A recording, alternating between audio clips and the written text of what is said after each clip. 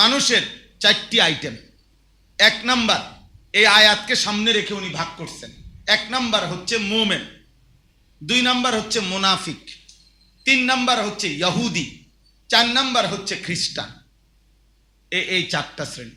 বাকি আরো ছোট মোটো যেসব ধর্ম অনুসারী, এগুলোর কেউ তেমন গণার ধরে নাই। এগুলো আসলেও তেমন কোনো বেল নাই। কথা বুঝছেন কিনা? আসলেও নাই, বাস্তবিক এমনি স্বাভাবিকভাবে হিন্দু ধর্মের কোনো অস্তিত্বই নেই। হিন্দু ধর্ম কি এটা হেরাও কইতে জানে না, ওরাও জানে না। ও কোত্থেকে আসছে, কি এটা, কেমনে কেমনে কি হইল, কে প্রথম এটা প্রবর্তন করলো, কি বলতে চাইলো উনি, ও কোনো এই চলছে আর কি। যার যেটা সুবিধা হয় ওরা এগুলা বলছে। এই জন্য আর অন্য যেগুলো, সেগুলোরও তেমন কোনো উল্লেখযোগ্য, পরবর্তীতে পরিবর্তিত বিকৃত অনেক কিছু। কিন্তু তিনি এই 4টা ভাগ করছেন।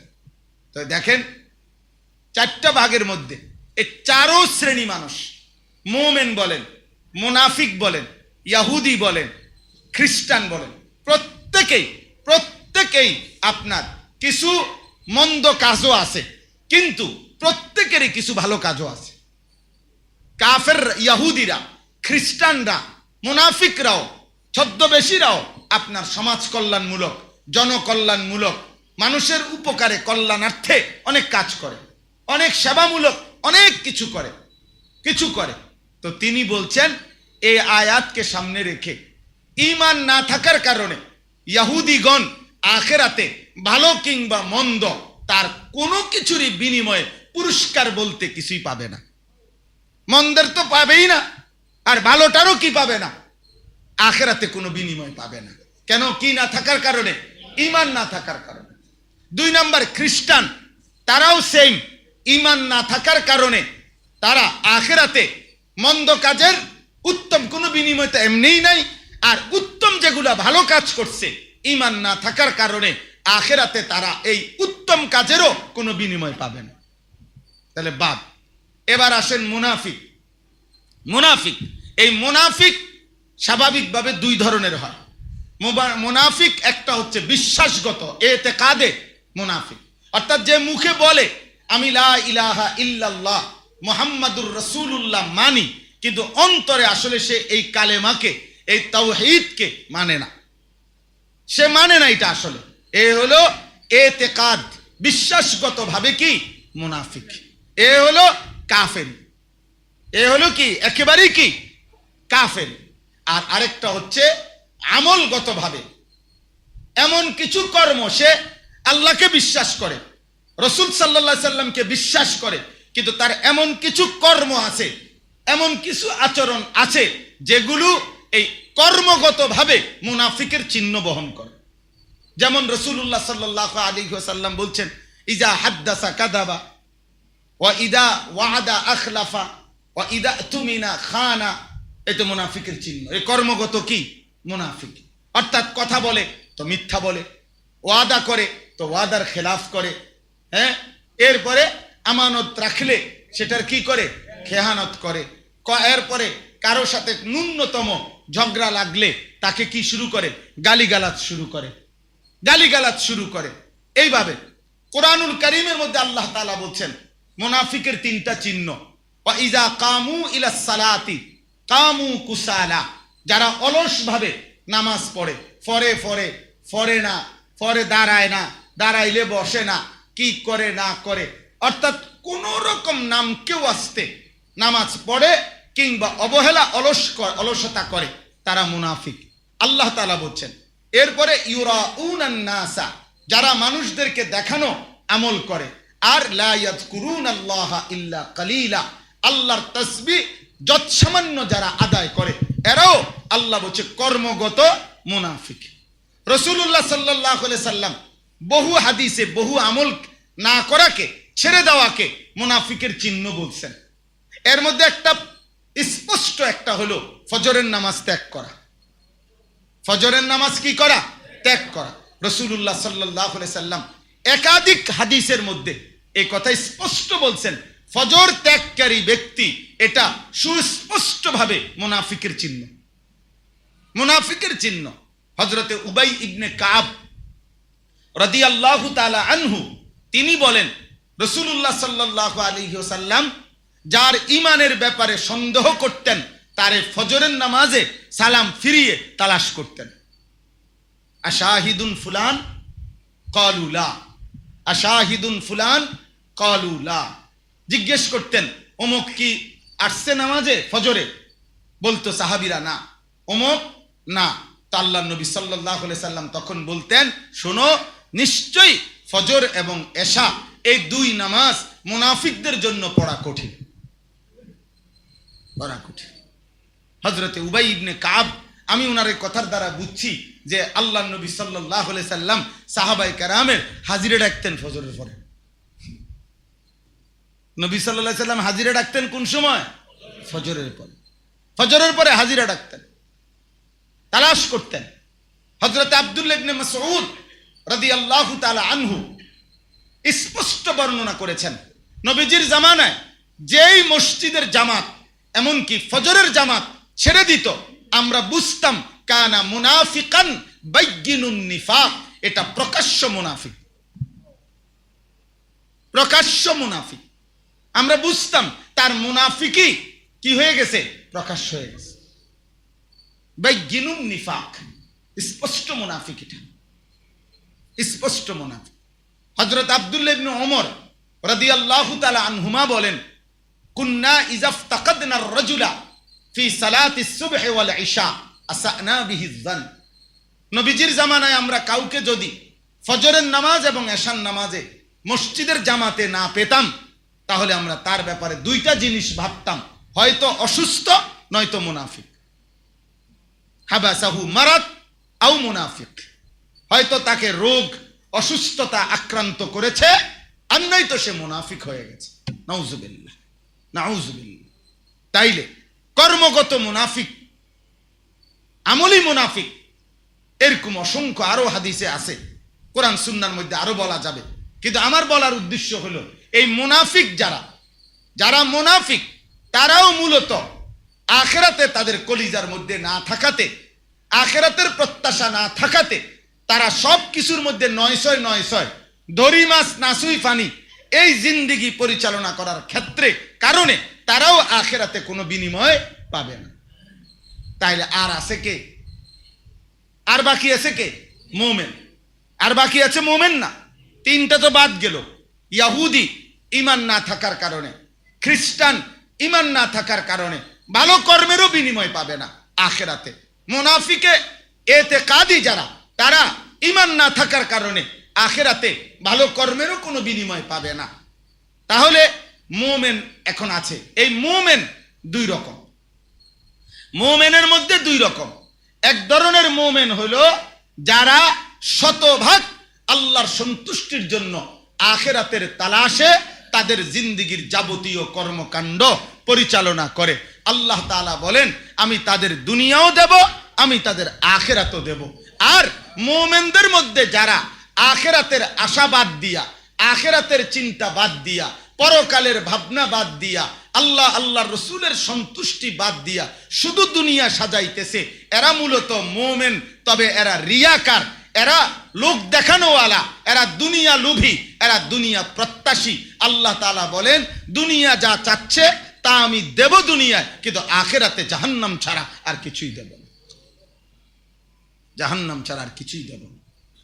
আমার ভাই, এই বাবা আপনাদের সহ এখানে অনেক আলেম আছেন, অনেক নওজোয়ান আলেমও আছেন। আলহামদুলিল্লাহ দ্বীনই কম বেশি খেদমত করছেন, আমিও আছি, আপনারাও আছেন। এখানে অনেক শ্রেণী অনেকেই আছেন। আমাদের প্রত্যেকের জন্য এটা জরুরি। আমাদের হৃদয়ে প্রতিদিন কলিজার, আমার শায়েখ আল্লামা মুফতি মুশতাকুর নবী সাহেব হুজুর প্রায় বলে যে মাঝে মাঝে হৃদয়ে বুকে হাত দিয়ে দেখো, চোখ বন্ধ করে, ঈমান আছে তো? আল্লাহর কথা মনে আছে তো? আখিরাতের কথা মনে আছে তো? পরকালের ভাবনা আছে তো? এই জন্য আখিরাতের বিনিময় পাওয়ার জন্য শুধু ভালো কাজ করা, মন্দ কাজ তো আখিরাতের উত্তম বিনিময় আসবেই না। এমন কি ভালো কাজ, উত্তম কাজও যদি যে দান করে, সেবা করে, জনকল্যাণমূলক কাজ করে, মানুষের উপকার করে, কিন্তু এই নগদ দুনিয়ায় যাতে নেতা বলে, নগদ দুনিয়ায় যাতে সুনাম সুখ্যাতি হয়, দানবীর সমাজসেবক দুনিয়াবি যেন একটা পরিচিতি হয়। আমাদের নাঙ্গলকোট উপজেলা আমাদের বাড়ি, বুঝছেন, কুমিল্লা। তো আমাদের এলাকায় একটা পরিবার ছিল, ওনারা ওনাকে পূর্বপুরুষ বাবা দাদা সাইকেল ঠিক করত, সাইকেল আর কি, সাইকেল। তখনকার সময় সাইকেল ঠিক করে মেকার কইত, মেকার সাইকেল ঠিক করে আর কি। এখন এদেরই একজন, মানে এই দাদা বাপের পরে ছেলে একজন অনেক টাকার মালিক হয়েছে, যেমনি যেমনি হোক টাকার মালিক হয়েছে সে। এখন তার চেষ্টা হলো যে বহু দান দক্ষিণা বহুত কিছু করে চাইছে, গরু খানা জবাই করে খাওয়াইছে, বহুত কিছু করছে। এ মানুষে যাতে মেয়েকের বাড়ি না কয়, এইটা বেচারা একটা প্রেস্টিজে বাজে যে তাদের পূর্বপুরুষ যে কিসিরে সাইকেল ঠিক করতো, এইটা যাতে না দেখে যে না গরু ছাগল হাঁস মুরগি কোনো কামে দেয় না, ওই মানুষ এইটাই কয়, মেয়েকের বাড়ি কয়। এরপরে ওনারা আপনার ওই যে বিয়ার যে কাজী, এই কাজীগিরি এটা নিছে, আপনার অনেক টাকা খরচ করে উনি কাজী হয়েছে আর কি। তো পরে বিশাল গেট করে কাজী বাড়ি লিখছে গেটের মধ্যে, এই কাজে। এখন মানুষে বলে মেয়েকার কাজী। আহা, কি মানে, অর্থাৎ গেটও গেল, এখনো কয় কি ওই মেয়েকার কাজী কয়। আর তো কে লাভ হইলো কি বেটা, মেয়েকারে যদি এটার লোকে লাগাও তা আমার এই খরচগুলো যায় কই। তাইলে অর্থ হইলে এই কথা বুঝানো যে যে মানুষটা এই অনেক জনকল্যাণমূলক কাজও করে কিন্তু দুনিয়ার আশায়, দুনিয়াবি নগদ প্রভাব প্রতিপত্তি, সুনাম সুখ্যাতি, নাম যশ খ্যাতি, বংশ পরিচয়, এর জন্য তা আল্লাহ তাআলা বলেন তুমি যাই চাইছো বান্দা আমি তা দেব না, আমি যেটা ফয়সালা করে রাখছি দুনিয়া ঘুরে ফিরে তাই হবে।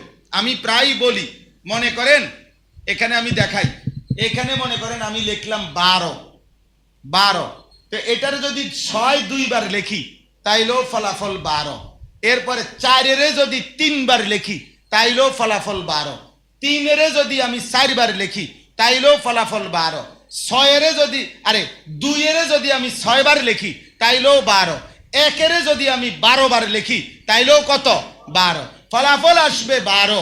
এবার তুমি এটারে 6 করে 2 ভাগে নাও, 4 করে 3 ভাগে নাও, 3 করে 4 ভাগে নাও, 2 করে 6 ভাগে নাও, 1 করে 12 ভাগে নাও, আসবে ফলাফল 12। টাকা তোমার বরাদ্দ 30,000, এবারে 15,000 করে 30,000 নাও, 10,000 করে 3 10 30,000 নাও, 5,000 করে 5 6 30,000 নাও, 6,000 করে 5 6 30,000 নাও, যেমনে নাও টাকা 30,000। এবার তুমি কেমনে নাও? তুমি যে সকাল থেকে রাত পর্যন্ত দান্দার পর দান্দা করতে আসো, কিন্তু রাত শেষে দেখবে 30,000। এটা এক মুঠে নিল বাট্টা, 30 কানে কাম জোরাইয়া দিছ। হ্যাঁ, নিঃশ্বাস পালাইবার টাইম নাই, ঘাম পালাইবার টাইম নাই। এক ব্যবসায়ী আমাকে নিজে বলছে, ওনার কৃতিত্ব, উনি নিজে বলছে হুজুর এমনও সময় যায় 40 মিনিট ফেসাব লইয়া মাল বেছে। আল্লাহ পাক ওনাকে এত বড় ধৈর্য শক্তি দিছে, কত বড় নিয়ামত যে উনি 40-50 মিনিটও ফেসাব ধরে রাখতে পারে। কত বড় নিয়ামত ওনারে দিছে আল্লাহ। ওনারে মুতার টাইমও দিছে না, দুনিয়া তারে এমন পাগল বানাইছে মুতার টাইমও নেই। আমি এইবার কোরবানির আগে এক ভদ্রলোকের বাসায় গেছিলাম। তো বাসায় গিয়ে আপনার দেখছি উনি নিচতলায় থাকে, সুন্দর দোতলা বাসা। তো দোতলা দেখতে গিয়ে এক কোনায় একটা রুম, একটু অন্ধকার, হালকা আলো আছে। আমি বলছি এখানে কি আঙ্কেল? বলছে হুজুর আমি কয়টা ছাগল পালি, এগুলো এখানে রাখি। এরপরে আমি তখন বললাম যে আঙ্কেল, আল্লাহ পাকের কত বড় নিয়ামত। আল্লাহ পাক নিজেই বলছেন তিনি যাকে ইচ্ছা ইজ্জত দেন, যাকে আল্লাহ চায় সম্মান দেন। আল্লাহ পাক দয়া করছেন, আল্লাহ ইজ্জত দিয়া আজ ছাগল দোতলায় থাকে, মানুষ নিচতলায় থাকে। তো আল্লাহ যদি ইজ্জত দেয়, আল্লাহ ছাগলেরও দোতলা তো দেয়। আল্লাহ পাক কেমন নেয়ামত দিছেন, চিন্তা করছেন নি? আল্লাহ ইজ্জত দিয়া ছাগল রে উড়াইছে দোতলায়, চাচারে রাখছে নিচতলায়।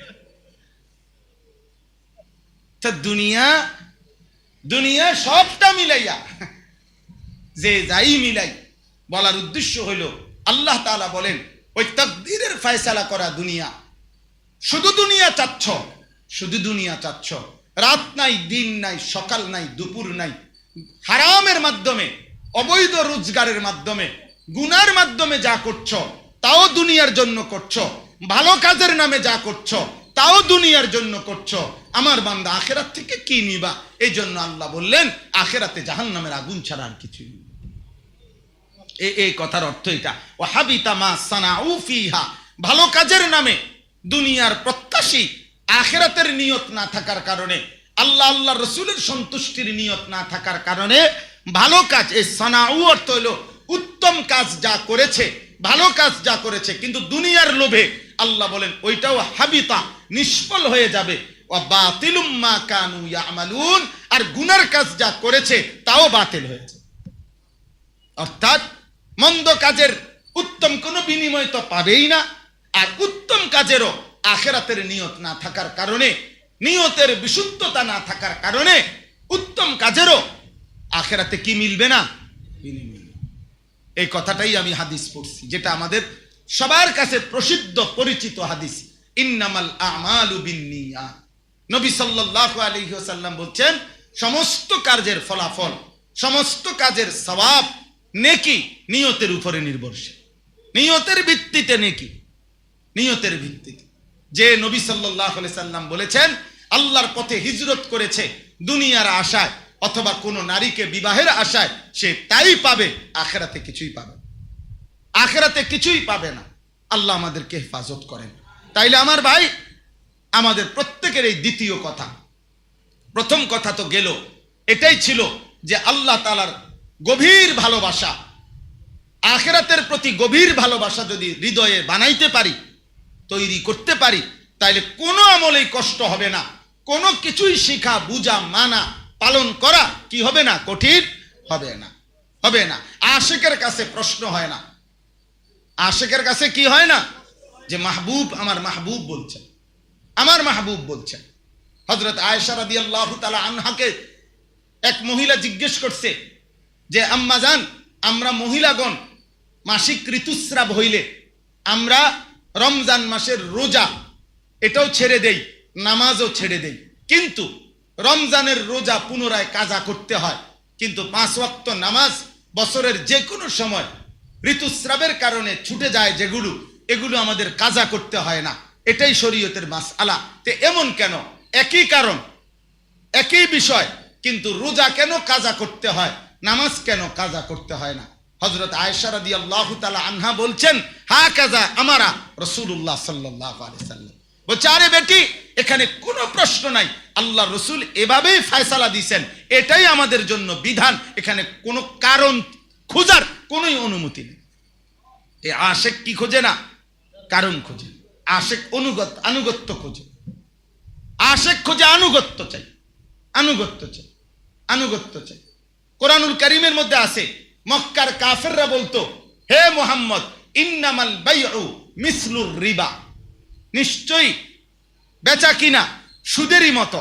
অর্থাৎ কাউকে সুদ দিলে যেমন লাভের প্রত্যাশা করা হয়, কারো কাছে মাল বিক্রি করিলেও তো লাভেরই কি করা হয়? প্রত্যাশা করা হয়। তাইলে বেচা কিনার মধ্যে উদ্দেশ্য লাভ করা, সুদের মধ্যে উদ্দেশ্য লাভ করা, তো এটারে আবার তুমি একটারে হালাল একটারে হারাম করছো কোন যুক্তিতে? আল্লাহ তাআলা বলছে, বন্ধু কোনো যুক্তি নাই, আপনি শুধু এটা বলেন, ও আহাল্লাল্লাহুল বাইআ ওয়া হাররামার রিবা, আমার আল্লাহ বেচা কিনা হালাল করছেন, সুদ হারাম করছেন, এটাই কারণ।